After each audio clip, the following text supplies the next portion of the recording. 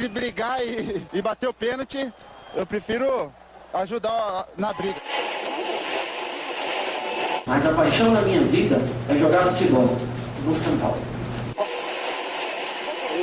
E só não falo palavrão porque eu sou um profeta, mas aqui é São Paulo. E começa agora mais um SPF Cast, o podcast da torcida tricolor. Salve, salve, torcida tricolor. Começando mais um SPF Cast, podcast da torcida tricolor.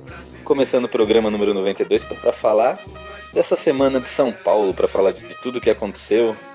Tivemos títulos, tivemos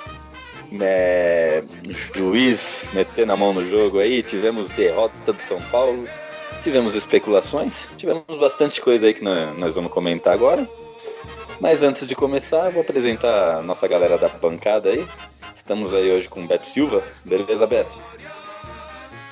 Salve Gil, salve torcida tricolor, Beto Silva que vos fala. Cara, meu fim de semana só não foi ruim porque as meninas do tricolor salvou, cara.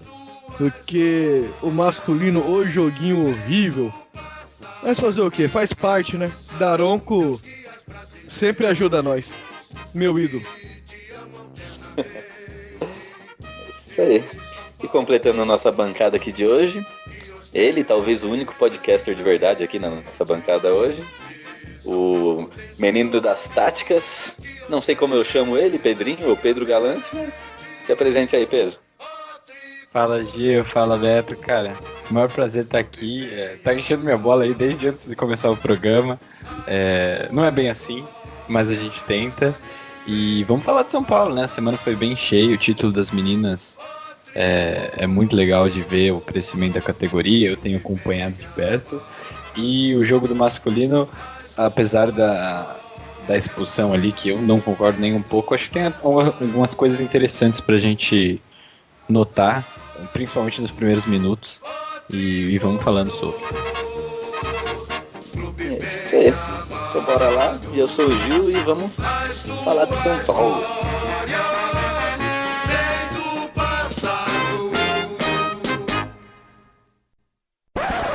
Interrompemos a programação para um comunicado importante. Você que é ouvinte do SPF Cast e gosta do programa, tem inúmeras maneiras de ajudar. Você pode apresentá-lo a um amigo que nunca ouviu, pode compartilhar nossos programas nas redes sociais e também dar 5 estrelas lá no iTunes. Isso ajuda muito. Mas além disso, agora o SPF Cast também tem um sistema de financiamento coletivo no Padrim, onde você, ouvinte, pode ajudar o projeto e assim se tornar o padrinho do nosso programa. Funciona da seguinte maneira: quanto mais você contribui, maior participação você terá no projeto, e quanto mais o SPF Cast acumula, mais conteúdo extra será gerado. Entre em www.padrim.com/spfcast e dê uma olhada nas opções. Você pode contribuir com valores a partir de R$1, isso mesmo, R$1. E assim já estará ajudando o nosso projeto a se manter no ar, a melhorarmos cada vez mais a qualidade do programa e também a realizarmos mais promoções, sorteios e tudo mais. Acessem www.padrim.com/spfcast, conheça nossos planos, seja nosso padrinho e continue ouvindo nosso programa em ritmo de festa. Ritmo, ai, ritmo de festa.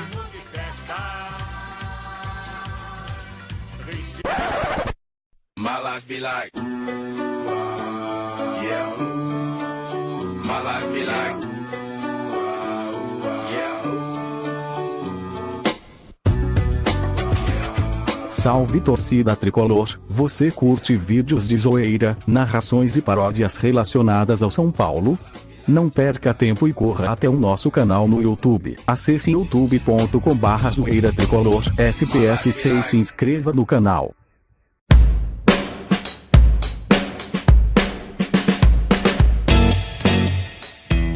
Então vamos começar, vamos inverter hoje. Normalmente começamos falando do futebol masculino, depois pulamos pro feminino. Mas hoje é um dia especial, uma segunda-feira pós-título, né? Nosso primeiro título aí com as meninas, depois dessa nova reformulação do São Paulo na modalidade. As meninas venceram o Campeonato Brasileiro da Série A2, como a gente vem falando, né? Todo o programa a gente abre espaço agora para falar um pouco delas, para dar essa força para a modalidade, para passar para as pessoas, né, que não acompanham muito, né, que o São Paulo também está lá, está no esporte feminino, que elas precisam dessa atenção, e a gente está aqui para fazer isso, para ajudar e para falar um pouquinho. E elas venceram o Campeonato Brasileiro da Série A2, ano que vem aí estaremos disputando a A1. O empate, elas empataram com a equipe do Cruzeiro em 1-1 lá, mas, né, no agregado foi 5-1, sendo que a gente venceu o primeiro jogo aqui no Pacaembu por 4-0, né, como a gente comentou semana passada. Primeiro título das meninas, muita festa, muito legal lá a partida. Eu queria saber de vocês, né, o que vocês acharam aí, qual que foi a sensação aí de ver, né, a gente que está acompanhando esse ano aí delas, elas venceram, conseguiram acesso para o Brasileiro no ano que vem, continuam disputando ainda o Campeonato Paulista, né? E eu queria saber aí de vocês que acompanharam junto com a gente, qual que é o sentimento aí desse primeiro título delas aí, né? E aí, Pedrinho, o que você... Cara, eu fico muito feliz. Eu comecei a acompanhar o futebol feminino mais de perto esse ano. A Copa do Mundo influenciou muito. Imagino que todo mundo que tem acompanhado a Copa do Mundo foi um ponto assim muito relevante. E uma coisa que eu achei muito legal é como parece muito acessível, né? Que nem em Pacaembu a gente teve Choque Rainha, que aliás é um nome que eu achei maravilhoso. Entrada franca, cara. Foi um jogo assim muito, muito gostoso de assistir, um ambiente muito gostoso, e eu fico muito feliz pelas meninas que é um elenco muito jovem do São Paulo, bastante promissor dentro do cenário do futebol feminino, e já começar assim com título, já garantiu o acesso para a primeira divisão. Acho que não poderia ter um início melhor, né? Exatamente. E o São Paulo foi para lá com a vantagem de 4-0. Muita gente já considerava, né, uma vitória ali, né? Sei que 4-0 é muito difícil de se reverter, né? Mas a gente conhece futebol a gente sabe que existem essas surpresas, né? Mas elas foram lá, conseguiram se portar bem, saíram atrás do placar. O Cruzeiro fez um gol no primeiro tempo, mas a nossa artilheira do time, Otília, foi lá no segundo tempo, fez um golzinho que acabou com toda e qualquer reação, né, da equipe do Cruzeiro. E você, Beto, acompanhou? Chegou a ver o jogo? Como é que foi? Ah, cara, eu vi o jogo, mas é complicado, cara, porque foi um jogo que eu já sabia o final, né? Antes do primeiro jogo, eu já tinha falado aqui que o Cruzeiro é nosso freguês há muitos anos. Então era um jogo assim que... eu dei spoiler de mim mesmo, do jogo ali, então, já sabia, né? Então, é só bater palma que essas meninas são foda. Elas jogam muita bola, muita bola. É um elenco muito promissor, que contratou a Cristiane, que foi a maior contratação aí pra categoria. E a Cristiane, infelizmente, tá machucada, mas essas meninas mostraram que não vivem e não jogam só dependendo de uma jogadora, né? Então elas mostraram o quão forte, a qualidade que elas têm, e elas vão chegar longe. Fala pra você, o Paulista tá logo ali. Estamos chegando também. E quando a Cris estiver recuperada, aí que teoricamente ano que vem é Libertadores e Brasileirão da 1. Então, assim, eu vou ter que antecipar aqui de novo, né? Vou ter que já ver o final, que eu já sei o que vai acontecer. É isso aí. E aproveitando que a gente está falando das meninas, essa semana também teve a convocação para a seleção brasileira e foi convocada a nossa revelação da base, Yaya, né? Craque. Menina craque. Nossa, revelação, até no feminino a gente tá mandando as revelações aí pra seleção. Promissora demais. A Yaya, que foi fundamental aí nessa chegada nesse título brasileiro, foi convocada pra seleção. Tentei marcar pra gente falar com ela, mas tava com a agenda cheia aí, né? Não conseguiu, mas a gente vai ainda trazer ela aqui no programa. E 17 anos, né, Gil? Cara, 17 anos. E ela. 17 anos. Eu fico maravilhado. Você falou de agenda cheia. Foi campeã já e hoje já tava treinando com a seleção brasileira. Lá na Barra Funda. Então. Exatamente. Mas a gente vai conseguir falar com ela aí com a ajuda da Renata. Pra quem não sabe, pra quem tá escutando a gente agora, temos 2 programas aí atrás. Eu não vou lembrar o número, mas o Beto deve lembrar. Que nós gravamos com a Ari Borges, né? Que é nada mais nada menos. Se não me engano, é 88 e 90. Isso, provavelmente. Se não for, procurem aí. Gravamos com a Ari Borges, que não é nada mais nada menos do que a camisa 10 e capitã do time, né? Faixa. Tá com a faixa lá só isso, só. Gravamos um programa com ela, um programa somente falando dela, né, da carreira dela e do futebol feminino, né, foi um programa mais que já ele pode ser ouvido em qualquer período, né, e teve um programa que a gente gravou com ela falando mais do atual momento ali, do jogo, tanto delas quanto do masculino, né, então foi um jogo mais sazonal um programa mais sazonal. Mas, voltando a falar da Yaya, Pedrinho, você que tá acompanhando de perto aí, o que você acha dessa menina aí, cara? Promissora, nossa base, 17 aninhos, tem futuro? Muito futuro, cara. Você mede pela convocação com 17 anos, né? Ela ainda tem 2 anos de ciclo das categorias inferiores, que podia ser convocada, mas a Pia já chamou ela para a seleção principal, e uma coisa que mostra como é especial essa convocação.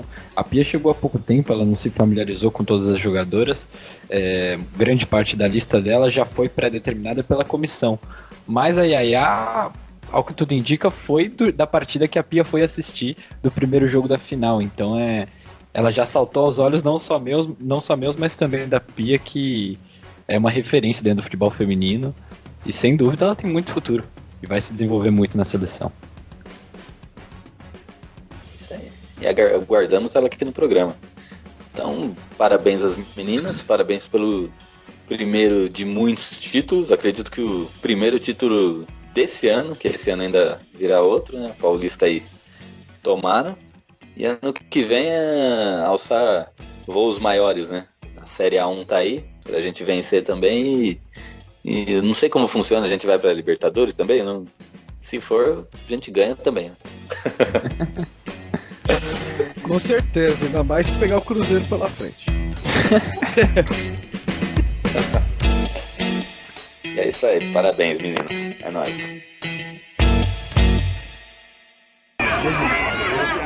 Felicidade muito grande poder erguer um troféu com uma equipe dessa magnitude. Fico feliz pra caramba pelo que as atletas desempenharam durante toda a competição. Uma equipe que é muito sólida defensivamente, com um ataque muito potente, né? Agora comemorar bastante esse título, porque os adversários que a gente enfrentou foram muito difíceis e engrandeceram bastante a nossa vitória. Como foi trabalhar com psicológico dessas meninas? Porque o primeiro jogo foi um resultado atrasado, um resultado elástico, elas vão cair naquele clima do japonês. Após o 4º gol contra o Cruzeiro, a torcida de São Paulo e São Paulo no Pacaembu, agitada como estava, gritaram "é campeão". E a nossa conversa no pós-jogo e na semana inteira foi que aquilo é coisa de torcedor.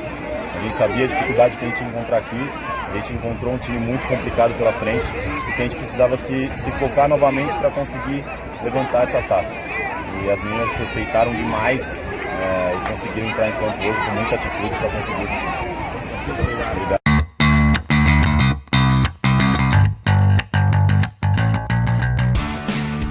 Vamos falar agora de Vasco e São Paulo? Vixe, Maria. Agora sorrimos, agora vamos para a parte mais preocupante, né, do programa. Final de semana, domingão, jogo das 4 da tarde, o jogo da TV, né, o famoso jogo da TV. Vasco da Gama e São Paulo, em São Januário. O São Paulo, que vinha de 5 vitórias consecutivas, 9 jogos sem perder, São Paulo nessa maravilhosa sequência foi pegar o Vasco. Pegou o Vasco desfalcado aí de Pablo, Pato, Toró e Hernanes, né? 4 desfalques aí.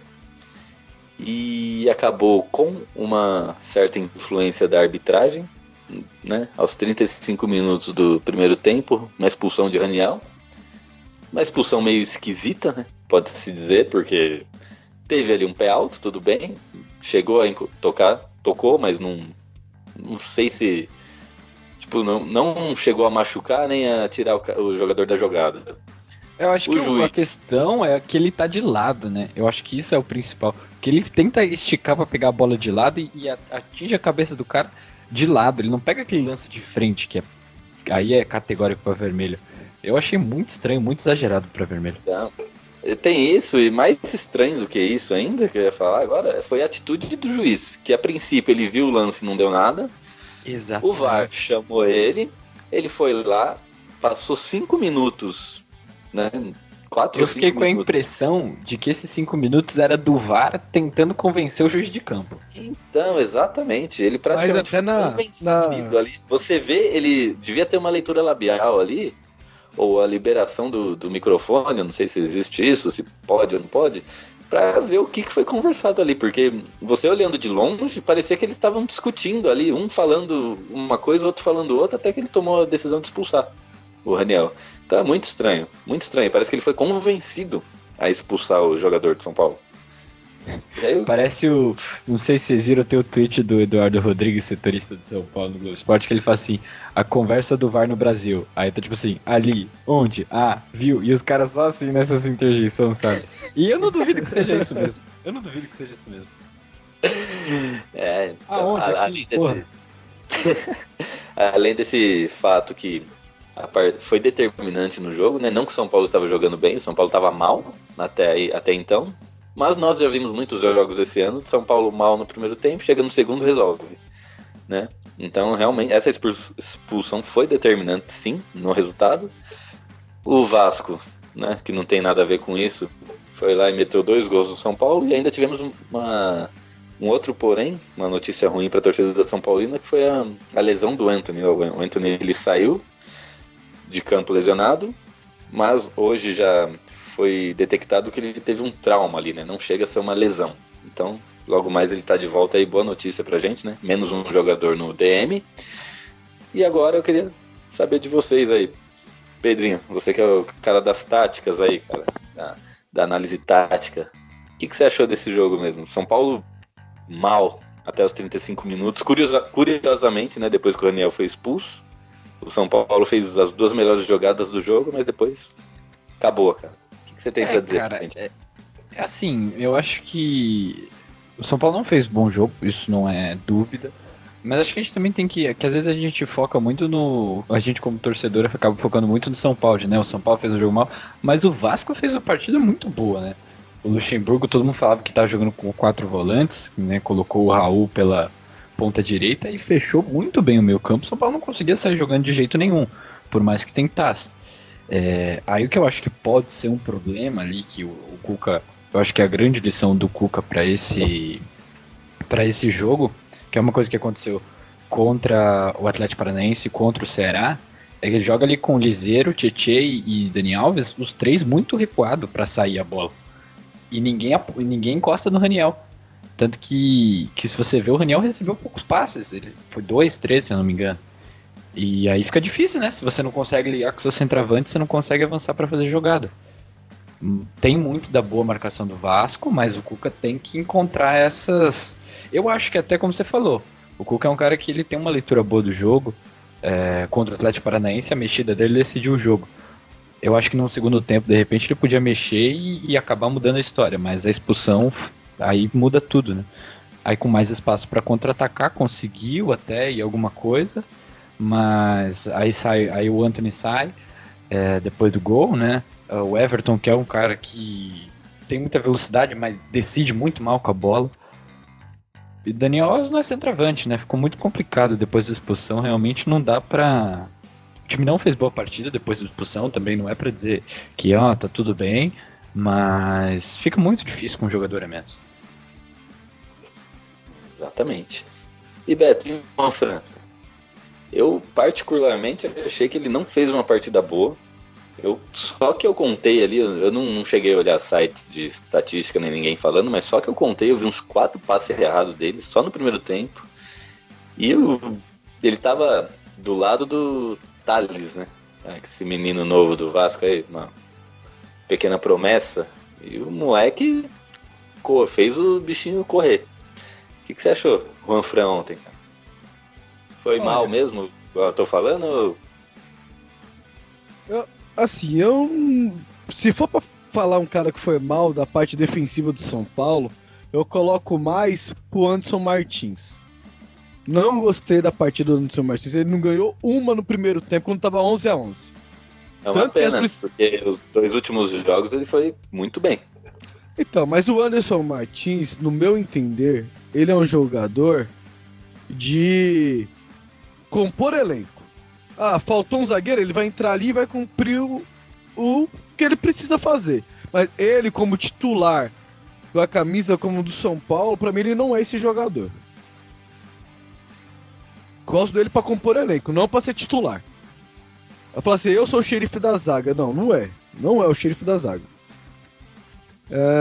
O Juan Fran sofreu um pouco, tá em fase de adaptação e o moleque jogou muita bola, cara.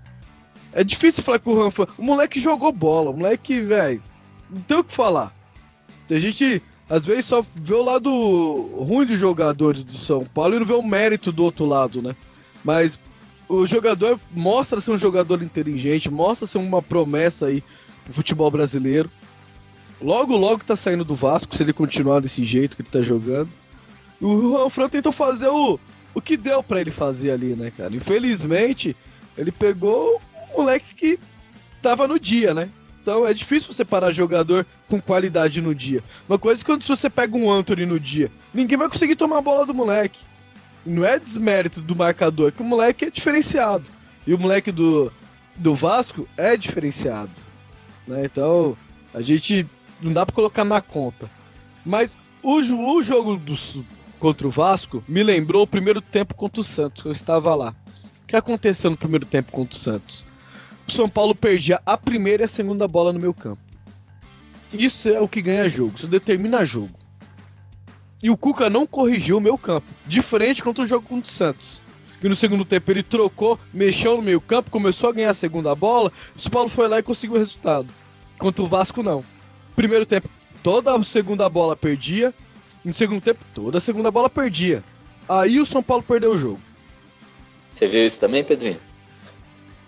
Sim, cara, porque, como eu falei, né, não conseguia sair tocando, perdia a bola ali no meio de campo, o Vasco com os volantes bem avançados para marcar em cima, e perde a bola e não recupera, acaba tomando contra-ataque. Foi nisso que o Vasco criou chance, né?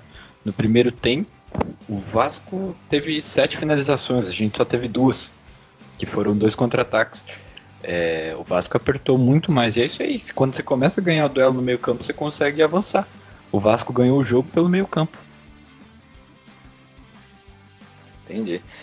E aproveitando aí que vocês dois são os caras táticos, né? Eu sou bem ignorante nessa parte, né? Mas vocês têm um certo know-how aí.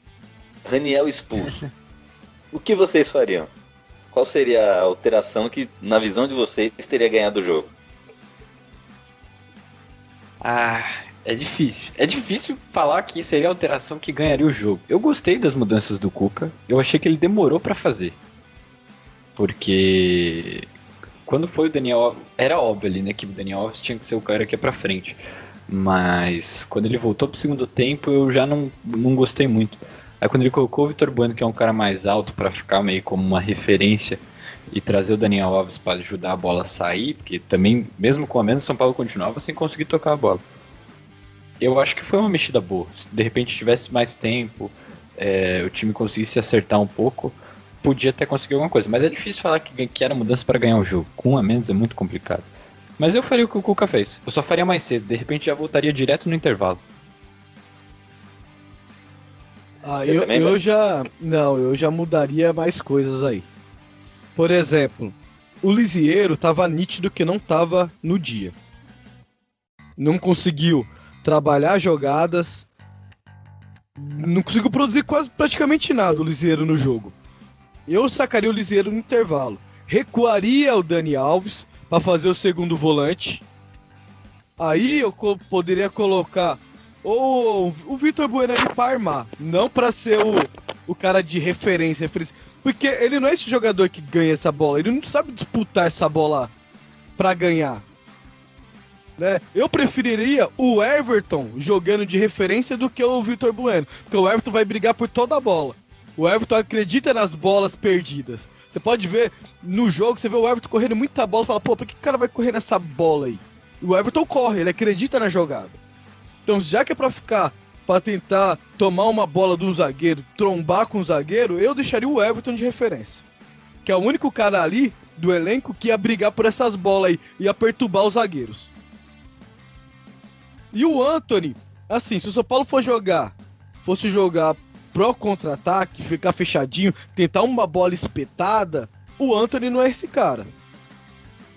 Se ele não quisesse colocar o Vitor Bueno centralizado, então você traz o Antony pro meio, onde ele consegue segurar, onde ele tem um bom passe, e aí você poderia colocar o Calazans, que não foi o Cuca que pediu o Calazans? Por que ele não entrou no jogo desse? Não é um cara velocista, não é um cara que joga pela beirada? A gente mal viu o cara jogar, não dá pra julgar pelo um jogo que o cara fez. Não era um jogo pro cara jogar. O Everton Felipe, pra mim, não é jogador pra estar no São Paulo. Isso eu já falei aqui 500 mil vezes. Então, eu mexeria mais nesse tipo, pelas características. Quem é um jogador que perturba? Everton, vai lá jogar lá na frente, vai lá brigar por bola. Quem é o cara que vai ter o bom passe, vai conseguir ou achar o Everton numa posição boa, ou achar algum ponta correndo. Ah, o Antony tem um bom passe. Ah, o Vitor Bueno consegue dar um bom passe. Ah, eu tenho o Luan no banco, então vou colocar o Luan de primeiro volante e deixo o Dani Alves pra continuar no meio pra dar o passe. E se libera o Tietê. Então, eu mexeria mais nesse sentido. Sim, concordo, cara. De repente, o Everton na frente é um cara que poderia brigar mais. E o Everton Felipe tem entrado também. Eu falei que concordo mais com a questão do Vitor Bueno. Que eu acho que isso que ele fez de recuar o Dani Alves. Eu acho que tinha que ter feito isso. Agora era o Igor Gomes no lugar do Everton Felipe, né? O Everton Felipe não tem algum argumento sequer para defender esse cara. Está no elenco. Ele não tem a vontade que, por exemplo, o Everton tem. Não é técnico, não é veloz. Eu não sei porque o Igor Gomes ficou no banco para ele entrar. O Everton Felipe já tá errado por ter sido o Diego Souza que trouxe ele. Já começa errado aí. O Diego Souza traz um jogador, quer dizer que vai dar merda. Eu tinha até me esquecido, né? Tinha o Igor. O Igor também poderia fazer esse cara de meio. Você poderia usar o Igor como esse cara de meio pra fazer o passe. E é um cara rápido. Aí você tem um Everton, que é um cara trombador. E é um cara veloz, que numa dessas a gente dá um lançamento e ele vai ganhar na velocidade. Poderia ser uma saída. Do que você deixar o Vitor Bueno ou o Dani Alves ali no meio dos zagueiros. Não é a dele. Dani Alves não joga de costas. Dani Alves ele joga de frente, vindo de trás. Ali ele vai render. De costa ele não rende. Ele não tem nem corpo pra proteger uma bola de costa. Os Igors, né? São dois jogadores, o Igor Gomes e o Igor Vinícius, que estão tendo uma boa sequência, né? Mas de repente eles são sacados, né, do time. Né? E se eu te falar que nesse jogo, até o Igor Vinícius entrando de ponta poderia render. Que ele, ofensivamente, ele é bom jogador. Ele tem os seus pecados defensivamente, mas o São Paulo precisando de velocidade pelo lado direito, por exemplo, era uma opção. Ele poderia ter entrado antes. Pra jogar como ponta.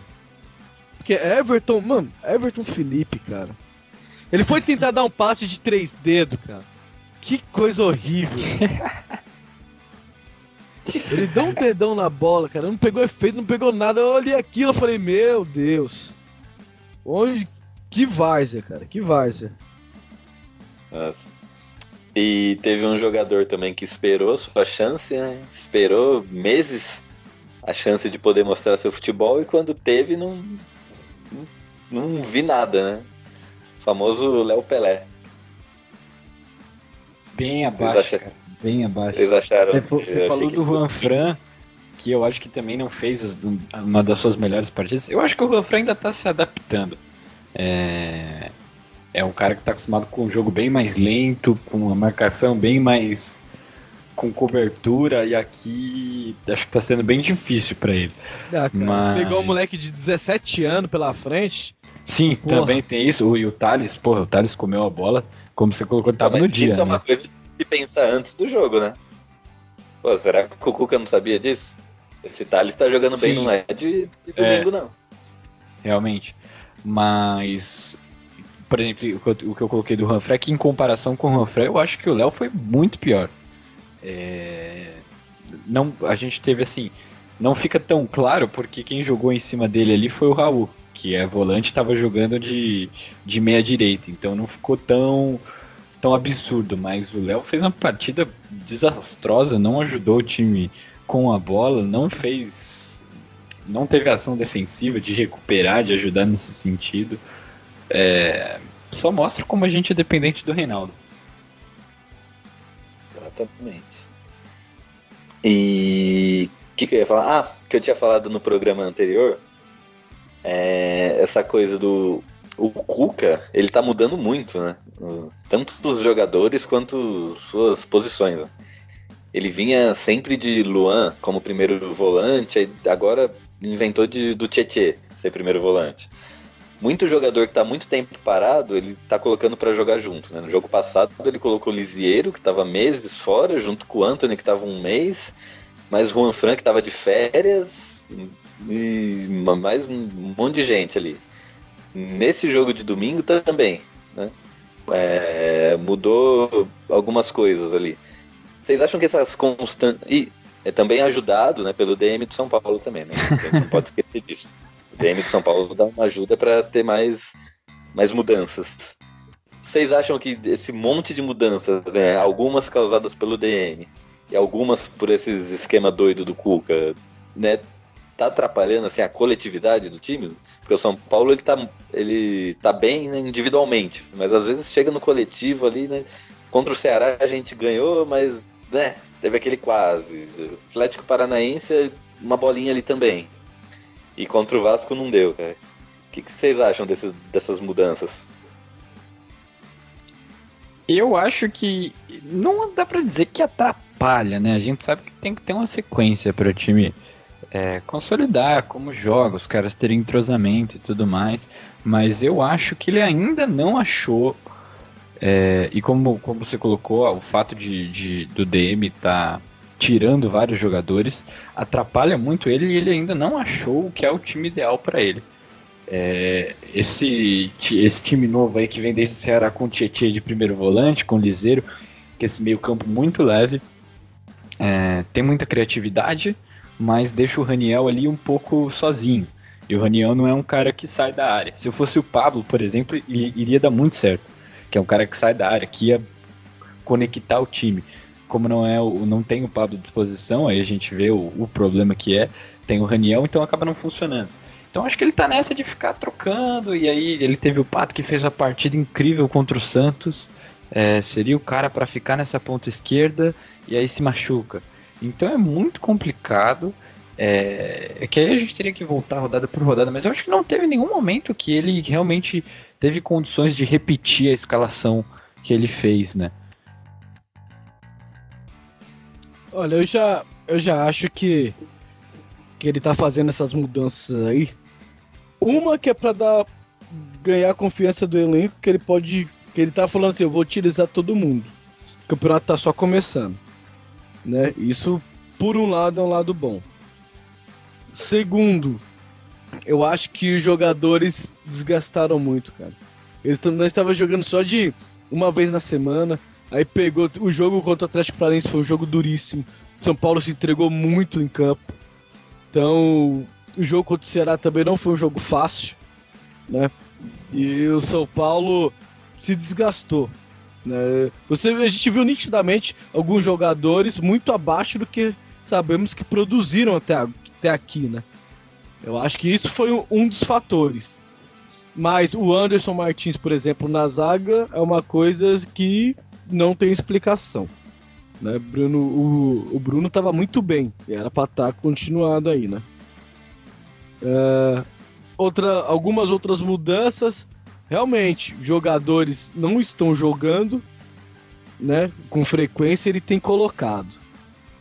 É difícil, cara, administrar um grupo, querer ser campeão, querendo ou não, ele tem que rodar todo mundo, ele tem que ver que determinado jogo, X jogador não vai aguentar a pressão, não vai conseguir desempenhar aquele futebol, né? E se a gente for pegar esse jogo contra o Vasco, pô, o Vasco fez uma partida excepcional dentro do que o Luxemburgo entrou querendo pro jogo. A torcida cantou o jogo inteiro, fez um caldeirão em São Januário. A gente tem que falar também que o do Vasco deu o trabalho lá, gritou, fez o caralho a 4 lá no jogo. O árbitro prejudicou nós, é um árbitro que só prejudica o São Paulo, é incrível, né? E o São Paulo não conseguiu jogar. E as substituições não surtiram efeito. Coisas que vinham acontecendo nas demais partidas. Então, eu acho que agora o São Paulo tem que pegar, descansar, pegar esse jogo como parâmetro para não acontecer erros desse tipo, porque tava tudo a mil maravilhas. 5 vitórias seguidas, São Paulo encostou na liderança, tá tudo a mil maravilhas. Mas como dizem, não podemos tampar o sol com a peneira, né? O time tem defeitos, tem coisas a corrigir. E esse jogo serve para isso. Ainda bem que os resultados da rodada não fizeram a gente ficar a 5, mas só a 3 pontos do líder. Então isso tá bom ainda. Eu acho que São Paulo, uma hora ia perder. Eu acho que perdeu no momento certo, pelos resultados dos demais times. Agora é trabalhar e focar pro próximo jogo. Sobre o que eu coloquei do Cuca, eu voltei aqui um pouco nas partidas. Pelo que eu acompanho das coletivas dele, é claro que é um pouco do que ele fala, um pouco também do que eu imagino que ele pensa, não dá pra dizer exatamente, mas eu acho que pro time que ele pensa em ter de São Paulo, a última vez que ele teve todas as peças e que ele fez um bom jogo com essa galera foi o primeiro tempo contra o Palmeiras, né? Que justamente tinha o Pablo, que jogou pra caramba esse jogo, tinha o Pato, o Antony também, os dois muito bem jogando por dentro. E desde então a gente teve contra a Chapecoense, que começou no primeiro tempo muito fraco, fez as alterações e incendiou o jogo. Contra o Fluminense, que é um jogo que ganhou porque caiu um pênalti do céu.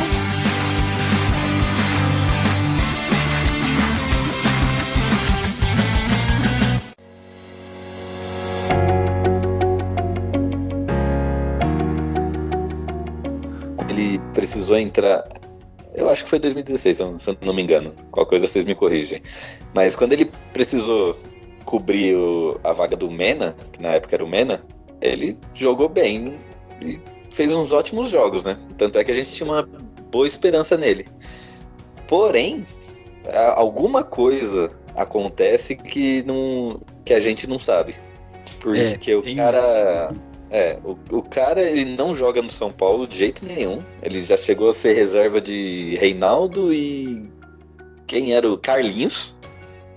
Ele chegou a pegar banco para Carlinhos, isso é um absurdo. Ele foi pra Europa em 2 times, ele não conseguiu jogar. Quem que foi? Foi o Sampdoria?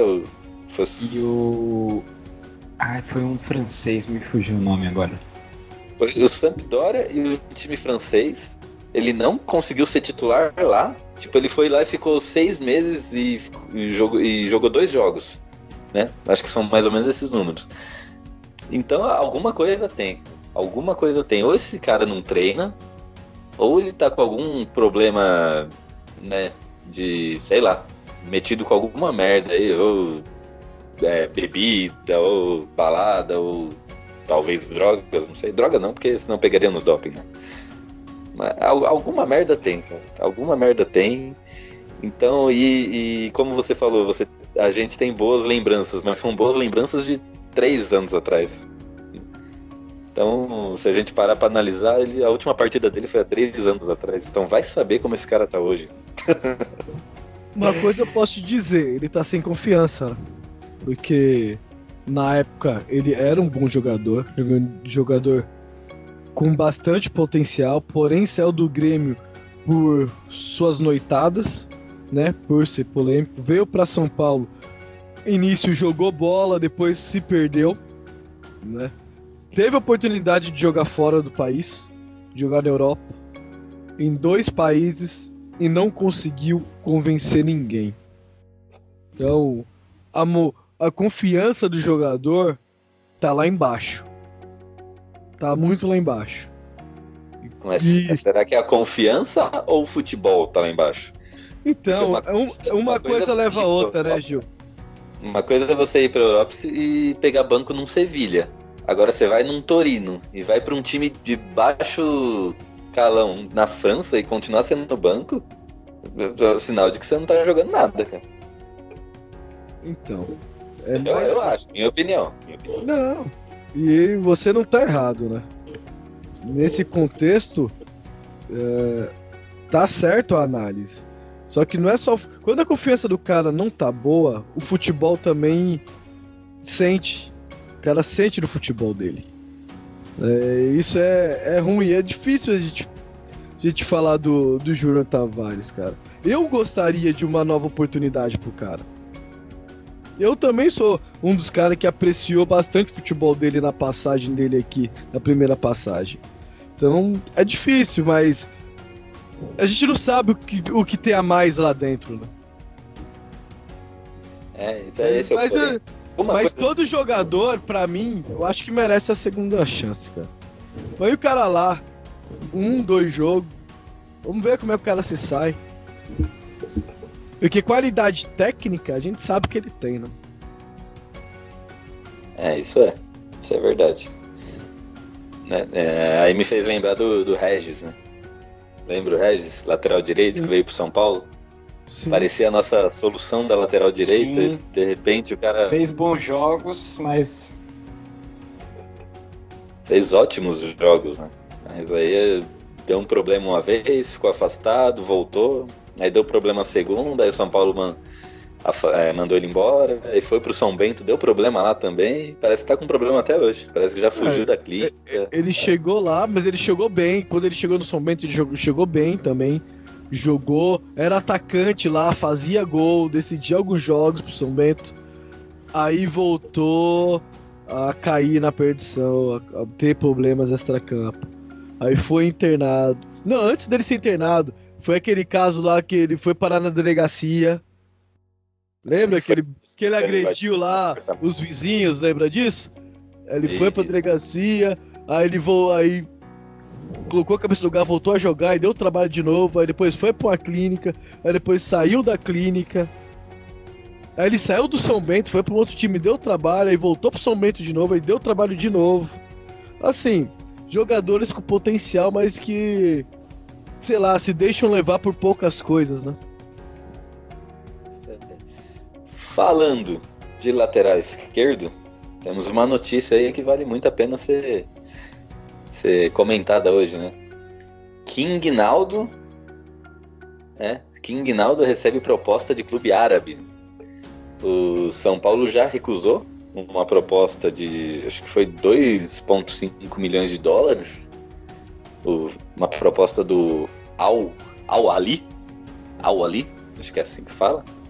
São Paulo recusou uma proposta pelo Reinaldo, porém, saiu na mídia aí que a negociação segue, né? Então talvez eles aumentem essa proposta aí.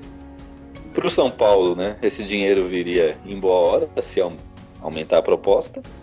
Porém, o Reinaldo saindo, o que é que sobra? Léo Pelé? O que vocês acham aí dessas especulações? Acho muito complicado se desfazer do Reinaldo agora. Eu acho que de repente no final do ano pode acontecer. Não veria com maus olhos. Eu acho que tem muita gente que pega no pé do Reinaldo, mas a gente pode achar lá atrás melhores. Mas mandar ele embora nesse momento, se desfazer dele, é um tiro no pé. Ainda mais com a atuação que o Léo Pelé aí presenteou a gente no final de semana. Acontecendo de repente uma saída, que acho que a coisa mais óbvia é pensar o Liseiro de lateral esquerdo. Mas isso também é muito complicado, porque contar com o Liseiro é complicado, né? A gente já aprendeu isso. E ele não é um cara de vigor físico, né? Pra subir e voltar. Então, se ele pegar um ponta um pouco mais esperto ali, que leve ele ao máximo, eu acho que ele acaba não aguentando. O lugar dele é no meio campo mesmo. Então, eu vejo com muito maus olhos. E eu acho que se desfazer do Reinaldo, vai deixar um buraco ali no lado esquerdo da defesa. Bom, eu já comentei aqui em outros programas, antes do Reinaldo voltar e dar a volta por cima, né? O Reinaldo, com o time arrumado, ele passa a ser um lateral de ruim para bom. E alguns jogos ele consegue ser excepcional. Quando ele bate um pênalti, dá um chute de fora da área e consegue decidir, dar um chute, fazer um chute, vai. Porque nos times de menor expressão, que o foco deles é a defesa e sair no contra-ataque, ele decidia jogos. No São Paulo ajustado, foi assim ano passado, começo da temporada lá com a Aguirre, né? Boa parte do brasileiro ele jogou muito bem, porque o time era consistente e organizado defensivamente. Agora que o Cuca conseguiu organizar o time defensivamente, voltou a aparecer o Reinaldo. E ele com um time que não é consistente, ele é um lateral de ruim para péssimo. E o São Paulo, se quer ser campeão, ele tem que pegar os jogadores que estão enquadrados no esquema do seu treinador e bancar os caras. É simples assim, bancar os caras. Não trouxe o treinador ponta do Brasil? Não tá contratando o que esse treinador tá pedindo? Não é a filosofia desse treinador que o São Paulo quer que continue o trabalho? Então, banca os caras que tá dando resultado. Porque o São Paulo tá dando resultado em campo. Contra o Vasco, eu posso chamar esse jogo contra o Vasco um acidente de trabalho. É difícil também o São Paulo chegar e fazer o resto do campeonato só jogos ótimos. Todo clube varia, tem jogo que não vai ser aquele jogo, aquele futebol excepcional. E pra mim, esse contra o Vasco foi um acidente de trabalho. O time não conseguiu produzir. Isso porque teve muitos desfalques, né? Tem isso também. E eu acho que é dar um tiro no pé se livrar do Reinaldo agora. Porque de todos os outros que a gente que veio, que jogou bem temporada passada, que saíram pela porta dos fundos, posso dizer assim, Reinaldo é o único cara que já veio, saiu chutado, quis voltar, foi xingado, foi execrado. Nós mesmos aqui criticamos algumas partidas dele. E o cara gosta, o cara é São Paulino. Não, você falar com o Reinaldo, Reinaldo é São Paulino, ele gosta do clube. E ele treina, ele se esforça pelo melhor do clube. Eu acho que nada mais justo que agora que ele tá conseguindo dar resultado, o clube valorizar o atleta. Só pra deixar claro, nunca critiquei Reinaldo. King Naldo, melhor que Felipe Luiz. Melhor que o Diogo Barbosa, né? Melhor, isso com certeza. Isso aí nem piada pode falar, isso aí é pura realidade. Eu tenho o copo do King Naldo, com muito orgulho. Mas talvez eu concordo com tudo que vocês falaram. Mas será pensando com a cabeça de uma diretoria financeira, será que a venda do Reinaldo não seria uma solução paliativa para segurar a garotada aí? Porque... o valor é tão alto assim, né? E se fosse para pensar só financeiramente, 8 milhões aí no Morato é pouco o valor pelo potencial do jogador. 8 milhões de... acho que não sei se é acho que é 8 milhões de euros pelo garoto. Se for pensar financeiramente, vendia, queimava o garoto e arrumava a casa financeira. É que não é só financeiro, né? Então, eu acho que se o São Paulo ganhar um título, vamos lá, o São Paulo vai, mantém o Reinaldo, beleza? O São Paulo ganha um título brasileiro, vai entrar os milhões da conquista do título. E também ajusta o meu lado financeiro. Não é só venda de jogador, né? Não precisa nem ganhar. Eu vi alguém que postou mas eu não sei, eu não pesquisei pra ver se é verdade, né? Que o primeiro, o segundo e o terceiro lugar do Campeonato Brasileiro, as premiações são bem altas, né? Acho que o primeiro lugar é uns 30, 40 milhões, Isso. o segundo é uns 25, 30 e o terceiro é uns 20. O terceiro, Então, se eu não me engano, é de 15 a 18, se eu não me engano, o terceiro colocado.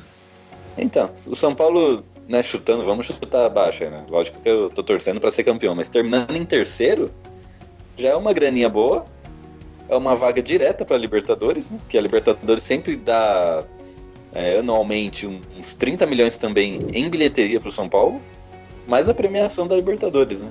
Então, sem dúvida, cara. Entre os 3 primeiros já... E pela situação, o Reinaldo não ter ninguém na ponta esquerda ali é complicado. A não ser que surja um nome improvável, como foi, por exemplo, o Militão virando lateral com o Dorival, né? E ajeitou o sistema defensivo, que eu acho muito difícil. Mas se for ver contra os times que a gente tá fazendo ali competição direta, o Flamengo tem Gabigol, Arrascaeta, Bruno Henrique, que podem cair por aquele lado esquerdo. O Palmeiras tem o Dudu. O Santos é mais ali pro outro lado, entendeu? Então tem que ter, cara, não tem como. E sistema defensivo é isso, por mais que você tenha você tem que ter organização, mesmo que todos, que é o que o Beto colocou bem. O Reinaldo não é um jogador excepcional, mas num sistema organizado ali, ele faz o dele, entendeu? Então não adianta a gente ter tentar tapar o buraco com alguém ali que eu acho que não dá certo. Por mais que o time esteja precisando, e é uma grana que entra, sem dúvida dá um respiro, eu acho que realmente não compensa, cara. Eu acho que o São Paulo vai ter muito pouco ganho esportivo se livrando do Reinaldo agora. E outra, vai vender, que nem, por exemplo, eu vi uma galera falando de repente de vender e buscar uma reposição. Primeiro que vai a questão de que você vende o lateral esquerdo, todo mundo sabe que a gente tá precisando e o preço sobe. E pensa no mercado, hoje o São Paulo vai tirar lateral esquerdo da onde? Já começa aí, bom ponto, bom levantamento. Porque do mercado nacional, não temos um lateral esquerdo. Porque tinha o Dodô lá no começo da temporada, que era reserva do Cruzeiro, agora é titular. Vai querer trazer quem? O Egídio? Não. Não tem lateral esquerdo no mercado nacional pra gente repor o Reinaldo. Aí vai trazer o cara, o mercado sul-americano tem um monte de jogador bom, um monte de clube brasileiro, beleza. E a gente traz o mercado sul-americano. Até o cara chegar, o cara se adaptar e começar a render, a entender o estilo de jogo, a entender língua, a se alimentar de uma forma que não prejudique. Pô, isso demanda tempo, cara. E a gente não tem tempo, a gente já tá em reta final, já tá com o primeiro turno, tá aí, ó. Falta o quê? 4 rodadas? 3, 4 rodadas? Então o campeonato daqui a pouco acaba, cara. Não tem esse tempo de adaptação. Tem que chegar pra jogar. Sim, a fórmula para exatamente, para o momento agora é chegar pra jogar. Agora a fórmula para resolver num período mais longo essa posição de lateral esquerda é um pouco parecido com que não é o melhor exemplo falar da lateral direita, porque né, chegou o Daniel, chegou o Juan Fran, mas a gente teve o Igor, que foi uma contratação que veio de um time de Série B.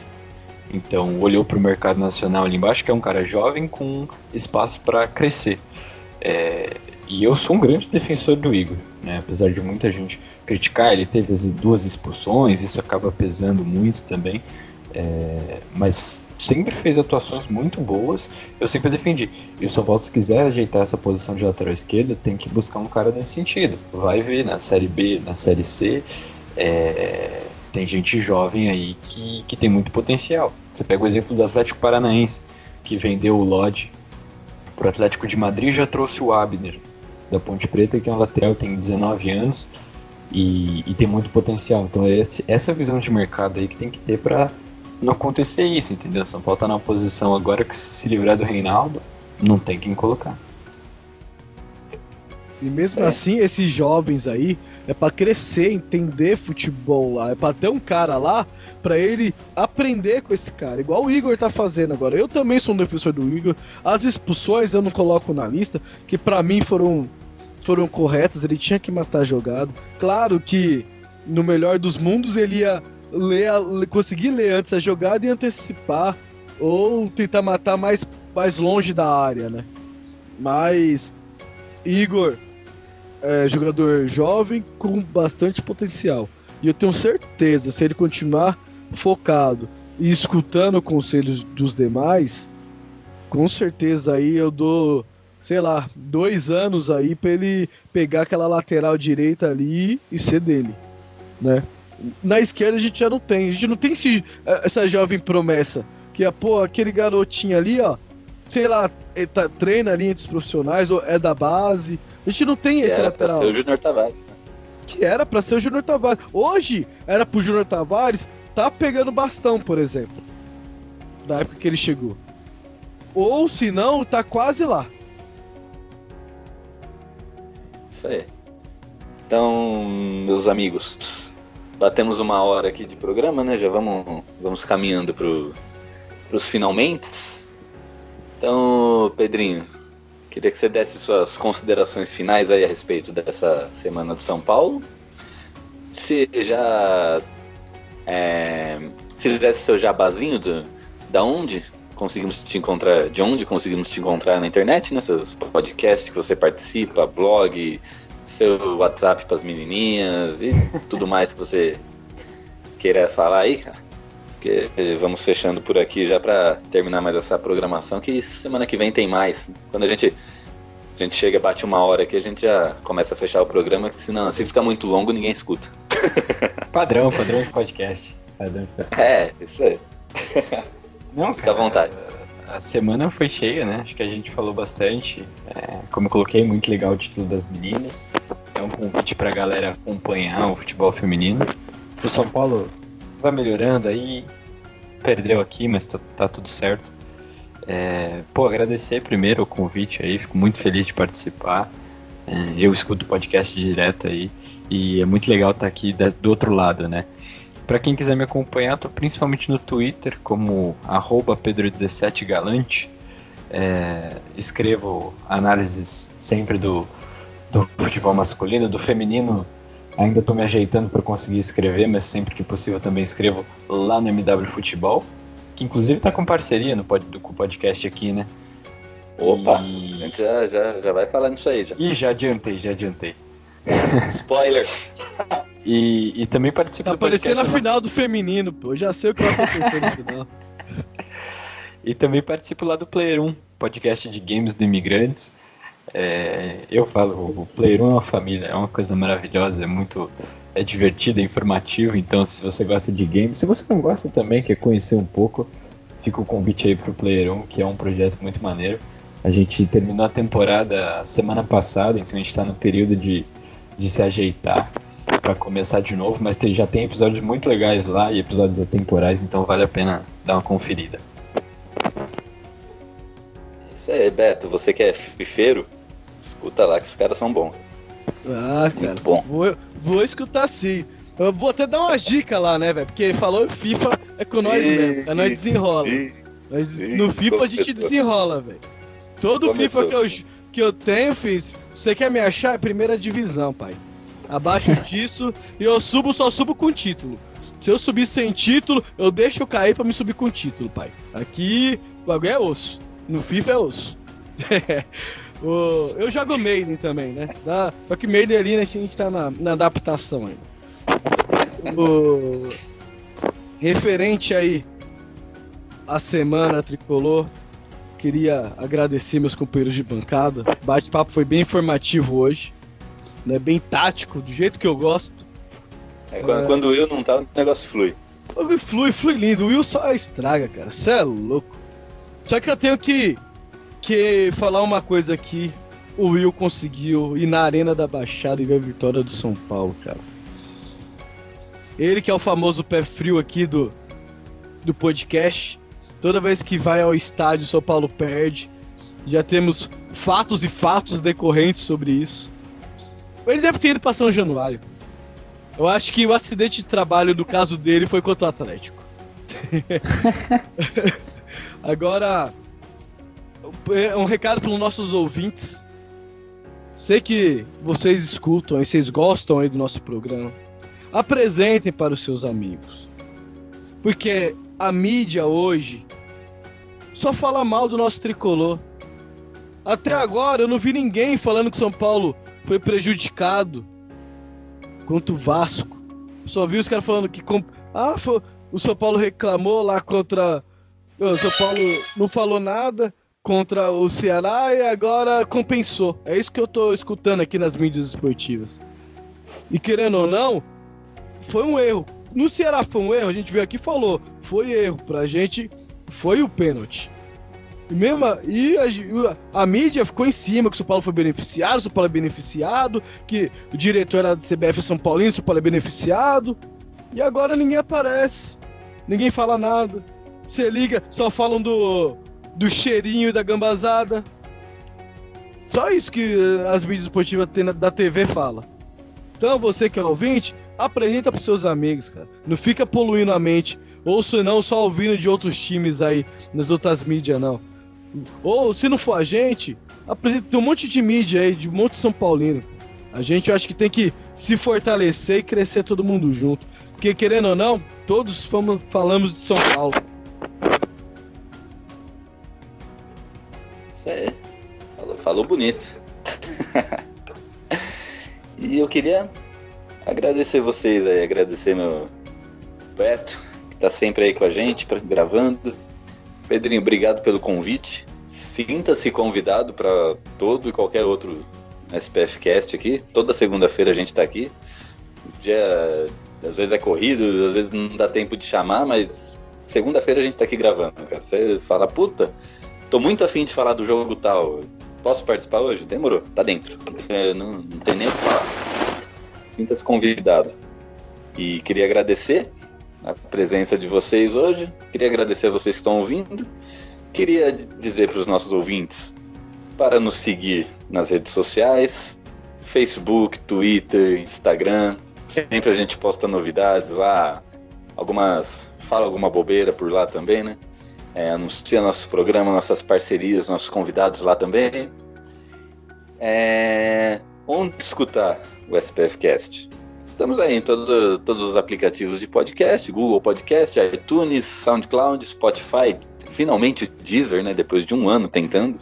Estamos no Deezer também.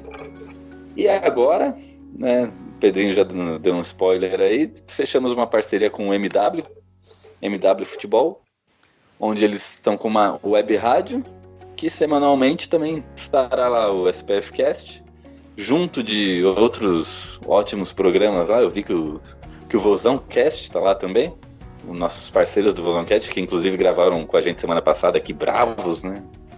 Os caras tão bravos com a gente ainda até agora, não é nossa culpa. E fechamos parceria. E eu ainda trolei os caras no programa deles no final, cara. Os caras me convidou pra participar do jogo de volta lá do programa deles, né? Eu falei pra eles, não, demorou. Eu já liguei pro cara do VAR aqui, já encomendei, já. Os caras ficou putos da vida. Os caras é gente boa e a gente tem essa rotina aí, né? De todo o ano passado. A gente começou ano passado, né? Sempre que tem São Paulo e Ceará, a gente grava com eles gravam com a gente faz essa resenha boa aí, né? Infelizmente, esse ano eles estavam bravos, mas fazer o quê? Acontece. Talvez no próximo jogo a gente vai estar bravo. Nunca se sabe. Espero que não. Mas é isso aí.